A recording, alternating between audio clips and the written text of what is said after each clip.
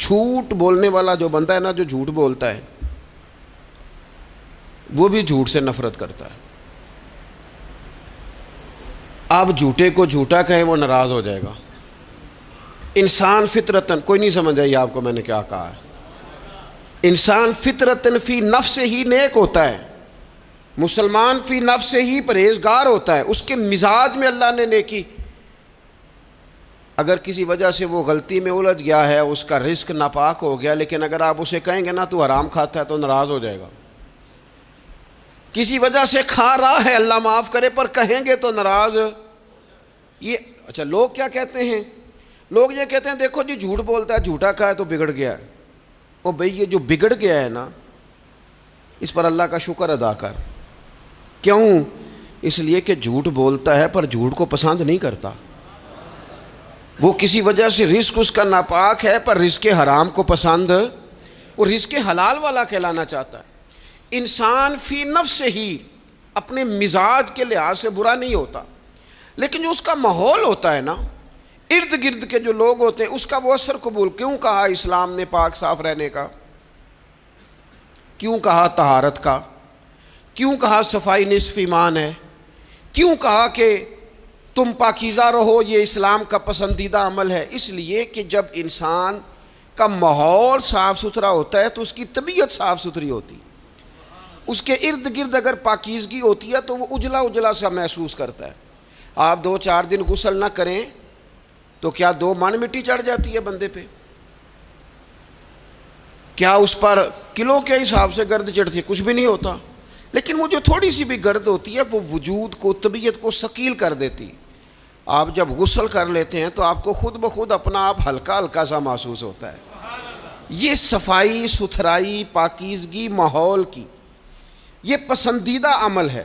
نبی اکرم صلی اللہ تعالیٰ علیہ وآلہ وسلم نے اس ماحول کی خوبصورتی کو پسند کیا، اور حضور نے فرمایا ایسے لوگوں کے پاس بیٹھا کرو جن کے لہجے پاکیزہ ہوں، جن کا انداز اچھا ہو.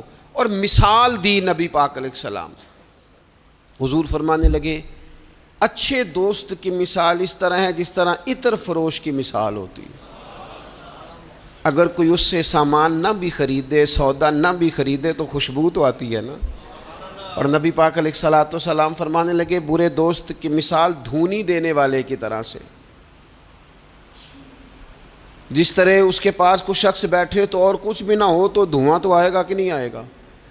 اسے کچھ نہ کچھ اس کے کپڑوں تک گرد پہنچے گی. اپنے ماحول کو ٹھیک رکھنا، اپنے ارد گرد صالحیت پیدا کرنا، اور اپنے دائیں بائیں نفاست پسندی کو لانا، یہ انسان کی بڑی ذمہ داریوں میں سے ذمہ داری ہے. ہمیں ہمارا دین منع کرتا ہے کہ کسی قوم کا طرز نہ اختیار کرو، مشابہت نہ اختیار کرو، کسی انسان کے، کسی غیر مسلم کے طریقوں کو نہ اپناؤ. فرمایا جس نے کسی غیر کا طریقہ اپنایا وہ انہی میں سے ہے. کسی غیر قوم سے مشابہت نہ اختیار کرو، اپنی الگ تمہاری تہذیب ہے، تمدن ہے، تم اگر اپنے طریقوں پر رہو گے تو نفاست پسند رہو گے، تمہارے ماحول میں اس کا اثر نہیں آئے گا. آپ دیکھ لیں، غور کر لیں، ہمارے ماحول میں آج کتنی خطرناک چیزیں داخل ہو گئی ہیں، نہ چاہتے ہوئے بھی داخل ہو گئی ہیں، نہ چاہتے ہوئے بھی. کئی جگہ پہ ویسے مطلب سفر کر کر کے بندہ نڈھال ہو جاتا ہے، جا جا کے نڈھال ہو. پھر کچھ ایسی جگہوں کی اگر دعوت ملتی ہے آپ کو تو آپ ویسے ہی پریشان ہو جاتے ہیں. یعنی اگر پہلے تو یہ ہوتا تھا کسی بزرگ کا عرس منانا ہے، اب دعوت ملتی ہے کہ ان کا یوم ولادت ہے، اس پہ جلسہ کرنا ہے. میں نے کہا پہلے عرس گن لو سال کے کتنے ہیں، اور اگر ایک ایک کے 2 کرو گے تو پھر بتاؤ تمہارا خرچہ کتنا کو ہوگا، اور تم کہاں تک بات لے کے جاؤ گے. کچھ چیزوں کو نارمل رہنے دو.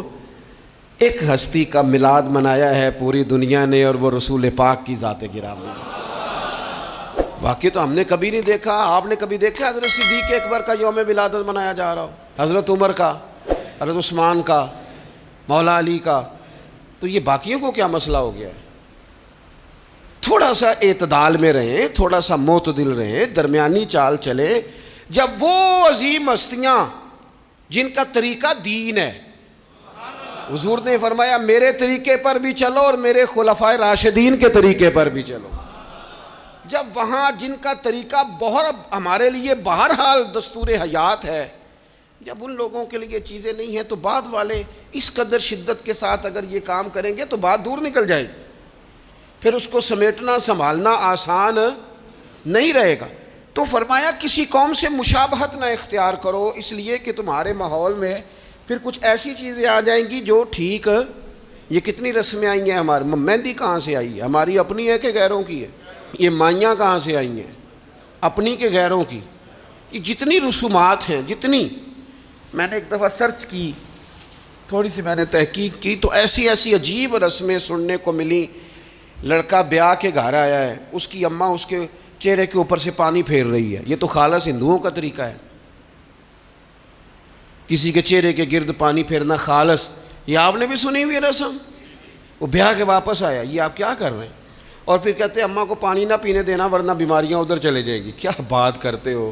اسلام اس اوہام پرستی کا درس دے گا؟ کسی قوم کی مشابہت نہ اختیار کرو ورنہ تم انہی میں سے ہو جاؤ گے۔ اپنے ماحول کو، ارد گرد کے ماحول کو ستھرا رکھو، پاکیزہ رکھو، صاف ستھرا رکھو، اس میں طہارت رکھو۔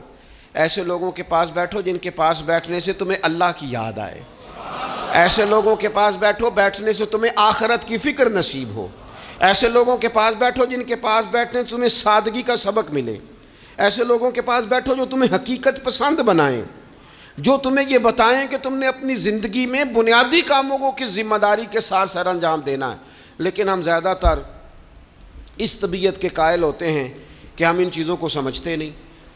یہ جو ہم کلمات ادا کرتے ہیں، میں نے پہلے بھی کئی دفعہ کہا تھا، یہ جو ہم کلمات ادا کرتے ہیں ان کا بھی ہم پر اثر ہوتا ہے، ان کی بھی تاثیر ہوتی ہے، ان کی بھی خوبصورتی ہوتی ہے۔ تو جو ہم باتیں دوسروں سے سنتے ہیں، ہم جب کسی کے پاس اٹھتے بیٹھتے ہیں تو جو بات وہ بندہ اکثر کرتا ہے نا، وہ نہ چاہتے ہوئے بھی ہماری زبان پہ جاری ہو جاتی ہے۔ کچھ جملے ایسے ہوتے ہیں جو سوسائٹی میں عام ہوتے ہیں تو ہر بندے کی زبان پر چڑھ جاتے ہیں کہ نہیں چڑھ جاتے، یاد ہو جاتے ہیں کہ نہیں ہو جاتے۔ تو ایسے لوگوں کے پاس بیٹھا جائے جو خیر کی بات کرنے والے ہوں، تاکہ ہماری زبانوں پر ہی خیر ہی جاری ہو، کوئی شر والا عمل ہماری زبانوں پر جاری نہ ہو، اچھائی۔ نبی پاک علیہ الصلوۃ والسلام تبوک سے واپس آ رہے تھے، رستے میں مقام جارانہ پر حضور علیہ الصلوۃ والسلام نے حضرت بلال حبشی رضی اللہ تعالیٰ عنہ سے ایک مقام پہ فرمایا اذان پڑھو۔ سیدنا بلال نے اذان پڑھی، چند نوجوان وہاں کھیل رہے تھے، ان میں سے ایک نوجوان جناب ابو معذورہ بھی تھے، انہوں نے نا حضرت بلال حبشی کی آواز کی نقل اتاری۔ یہ اگر نیت اچھی ہو نا تو اچھوں کی نقل بندے کو تار دیتی ہے۔ ہاں اگر نیت اچھی ہو، اگر معاذ اللہ توہین کی نیت ہو تو یہ مسئلہ خطرناک ہے۔ حضرت موسیٰ علیہ السلام کے زمانے میں ایک شخص تھا تو جناب موسیٰ کی نقل اتارتا تھا، اس کا انتقال ہو گیا تو رب کریم نے فرمایا اس لیے اسے معاف کر دیا ہے کہ ادائیں تو میرے کلیم کی اپناتا تھا، ادائیں تو میرے کلیم کی اپناتا تھا۔ حضرت بلال کی نقل اتاری تو سرکار کے کانوں میں آواز گئی، آپ نے صحابہ سے فرمایا بچوں کو لاؤ۔ اب جب ان کو منگوایا تو وہ دوڑ گئے، محبوب نے فرمایا کتنا کو دوڑو گے، پکڑ تو ہم نے لینا ہے۔ سب بچوں کو لے آئے، حضرت ابو معذورہ بھی ہیں۔ حضور نے فرمایا کس نے اذان کی نقل اتاری ہے؟ تو یہ بچے بڑے پکے ہوتے ہیں، اگر ایکا کر لینا آپس میں۔ حضور نے فرمایا کس نے اذان پڑھی ہے؟ کوئی نہیں بولا۔ کریم فرمانے لگے چلو باری باری سناؤ۔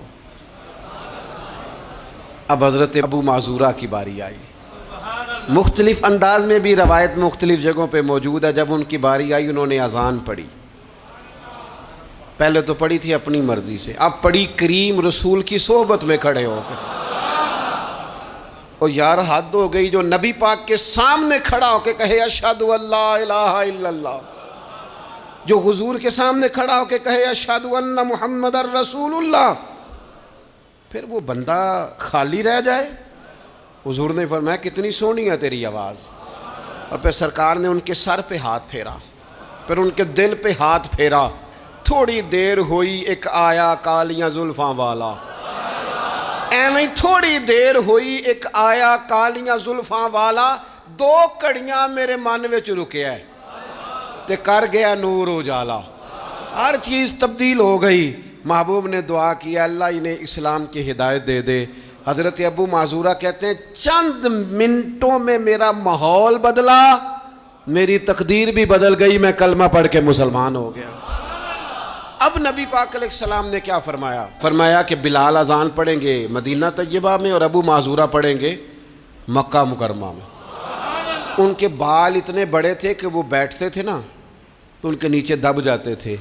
لوگوں نے کہا کٹواتے کیوں نہیں؟ کہنے لگے کیسے کٹواؤں؟ حضور نے دست مبارک لگایا، یہ میں بال قبر میں ساتھ لے کے جاؤں گا۔ پس مردن فرشتوں نے جو تلاشی لی تو کیا نکلا؟ کہتے میں انتقال کر گیا، فرشتے قبر ٹٹولنے لگے کہ بھلا کیا لے کے آیا؟ پس مردن، بعد مرنے کے، پس مردن فرشتوں نے جو تلاشی لی تو کیا نکلا؟ فقط ایک دل کے گوشے سے خیال مصطفیٰ نکلا، حضور کا خیال پاک نکلا۔ حضرت ابو معذورہ کو تھوڑی دیر وہ ماحول ملا، حضور کی سنگت مبارک، ہمارا جو ماحول ہے نا ارد گرد کا، وہ تھوڑی دیر بھی پاکیزہ، پورا پاکیزہ تھوڑی دیر بھی مل جائے نا تو روح کو بدل جاتا ہے، طبیعتیں قرار میں آ جاتی، باطن میں سکون ٹھہرتا ہے، ماحول اجلا نہیں رہا۔ میں کئی دفعہ کہتا ہوں کہ شاید ہمارے دور میں بھی موبائل اتنا عام ہوتا تو جو کچھ لوگ اس دور میں چند لفظ پڑھ گئے تھے وہ بھی شاید محروم رہ جاتے۔ اب تو بچے بڑی آزمائش میں ہیں، ساری غلطی بچوں کی نہیں ہے، بچے بڑی آزمائش میں ہیں اس لیے کہ ان کے ارد گرد ماحول اتنا خطرناک ہے، وہ کیسے اثر قبول؟ سیانے بندے اثر قبول کرتے ہیں، سمجھدار لوگ اثر قبول کرتے ہیں، تو بچے بیچارے کیا کریں؟ ماحول بہترین بنانا، ماحول کو صاف رکھنا، اور بالخصوص اپنے گھر کے ماحول کو ٹھیک رکھنا، یہ بہت بڑی ذمہ داری۔ ہم یہ سمجھتے ہیں کہ صرف گھر اینٹوں اور پتھروں سے بنتا ہے، گھر کے ماحول کو ٹھیک رکھنا سب سے پہلی ذمہ داری۔ بچوں کے لیے اچھی ماں کا انتخاب، اچھی بیوی لے کے آنا گھر میں، یہ سب سے زیادہ اہم مسئلہ ہے۔ نہ مانے ہم، لیکن بہرحال ڈھیر ساری جگہوں پہ دولت دیکھی جاتی ہے شادی سے پہلے۔ ماں باپ نے بڑی زیادتی کی، بڑا ظلم کیا، ناراض نہ ہونا، بڑا ظلم کیا، پیسے دیکھے بچی اور بچے کا نکاح کر دیا۔ یہ اتنا بڑا زندگی میں آپ نے اپنی اولاد کے ساتھ ظلم کیا ہے کہ آپ تو سائیڈ پہ ہو جائیں گے، لیکن وہ بیچارہ ساری زندگی اس کو بھگتے گا۔ نبی پاک صلی اللہ تعالیٰ علیہ وسلم نے الفاظ کو کھول کر، بات کو واضح کر کے بتایا تھا۔ ایک تو ہوتا ہے نا کہ آپ کو کسی تشریح میں جانا پڑے، حضور نے بالکل کھول کے فرمایا کہ عورتوں سے محض ان کی خوبصورتی کی وجہ سے شادی نہ کرنا، اس لیے کہ خوبصورتی ان کو ہلاکت میں ڈال دے گی، اور فرمایا محض ان کے مال کی وجہ سے شادی نہ کرنا، مال ان کو سرکش بنا دے گا۔ یا رسول اللہ صلی اللہ تعالی علیہ وسلم پھر کیا کریں؟ تو محبوب فرمانے لگے ان کی دینداری کی وجہ سے ان سے شادی کرنا۔ اور یہ ابن ماجہ میں لفظ موجود ہیں، اللہ کے محبوب علیہ الصلوۃ والسلام فرمانے لگے کان میں سوراخ والی کالے رنگ کی باندی اگر دیندار ہو تو تمہارے لیے بڑی بہتر ہے۔ باندی ہو، رنگ سیاہ ہو، کان میں سوراخ ہو، اس سے نکاح کر لینا، شرط یہ ہے کہ دیندار ہو۔ بہت اثرات ہیں ماں کے، لہٰذا اس انتخاب کے اندر باریکی کا مزاج پیدا کریں اگر اپنے گھر کا ماحول ٹھیک رکھنا چاہتے ہیں۔ اور اگر ماحول ٹھیک نہیں ہے تو پھر آپ کروڑوں روپیہ لے آئیں، جس کے بچے ہی ناکام ہو گئے، اس کے پیسے کیا کریں گے؟ آپ بہت بڑا گھر بنا لیں، لیکن اگر بچے ہی ناکام ہو گئے تو آپ کی بڑی حویلی کیا کارنامہ سر انجام دے گی؟ اور اسی طرح کا معاملہ مرد کے ساتھ بھی ہے۔ نبی پاک علیہ الصلوۃ والسلام نے فرمایا جب تمہیں ایسے لوگ پیغام نکاح دیں جن کا دین اور اخلاق اچھا ہو تو پھر اپنی عورتوں کا نکاح ان سے کر دو، اگر ایسا نہیں کرو گے تو زمین میں فتنہ برپا ہوگا، فساد ہوگا۔ نیک مرد جب ملے تو پھر اس کے ساتھ نکاح کرو، صحیح بتانا، خالی نیک دے کے رشتہ دے دیا جاتا ہے؟ نیک ہے، دیندار ہے، اچھے اخلاق والا ہے، خالی تقویٰ دیکھ کے لوگ رشتہ دیتے ہیں؟ بڑا کچھ دیکھا جاتا ہے، بڑا پس منظر دیا، تو تنخواہ تھوڑی ہو تو کہتے ہیں کماتا ہی کچھ نہیں۔ اگر تو بہو آئے تو پھر تو اس کے نصیب کا رزق ہے، اگر بیٹی نے جانا ہو تو پھر اس کے نصیب کا رزق نہیں ہوتا. تو جن رشتوں کی بنیاد لالچ پر رکھی جاتی ہے وہاں گھر کا ماحول درست رکھنا ممکن نہیں رہتا.